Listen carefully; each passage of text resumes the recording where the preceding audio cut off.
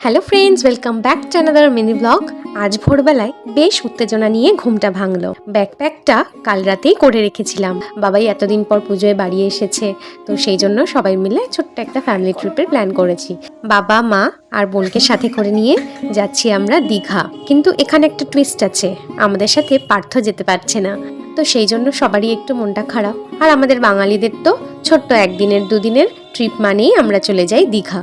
গতকাল রাতে পার্থ আমাকে এই বাড়িতে পৌঁছে দিয়ে গেছে। আমাদের যেহেতু ভোর 5টায় গড়িয়া থেকে বাস ছিল, তো তাই অত ভোরবেলায় ট্রান্সপোর্ট কি পাবো না পাবো সেই জন্য বাবা অনুপ কাকাকে আগে থেকেই বলে রেখেছিল। আমরা এবার রওনা দিয়ে দিয়েছি দুগ্গা দুগ্গা বলে, আর আমরা পৌঁছেও গেছি গড়িয়াতে। তো চলো বাসে উঠে গেলাম। অনুপ কাকাকে টাটা বাই বাই বলে আমাদের বাস ওইদিকে ছেড়ে দিয়েছে। তো বেশ আনন্দ মজা করতে করতেই যাচ্ছি। তাও কোথাও একটা মনটা একটু খারাপ, কারণ আমাদের বিয়ের পরে এই ফার্স্ট টাইম আমি পার্থকে ছাড়া কোথাও ঘুরতে যাচ্ছি।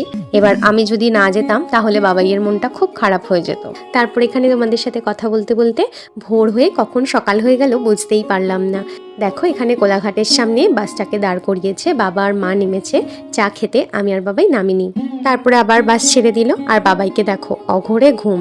আর আমি না খুব একটা ঘুমোতে পারিনি, কারণ বাবাইয়ের গলায় না সোনার চেন ছিল, আর ও যেহেতু আমার ডান দিকে বসেছিল, আর বাসে না যথেষ্ট ভিড় ছিল। তারপরে দেখো প্রকৃতির সে কি অপরূপ শোভা, মানে জাস্ট মুগ্ধ হয়ে যাই। তো এই করতে করতে দীঘার বিশ্ববাংলা গেটটাও চলে এলো, আর বাবা আমাদেরকে বলছে যে লাগেজগুলো নামিয়ে রেডি হয়ে থাক। তো দেখো আমরা পৌঁছে গেছি। তো চলো এরপর গুটি গুটি পায়ে হোটেলে যাই। এরপর কোথায় যাচ্ছি আর কি কি করছি সবটাই তোমাদের সাথে শেয়ার করব। তোমরা নেক্সট মিনি ব্লগগুলো অবশ্যই দেখো। আজকের মতন চলো টাটা বাই।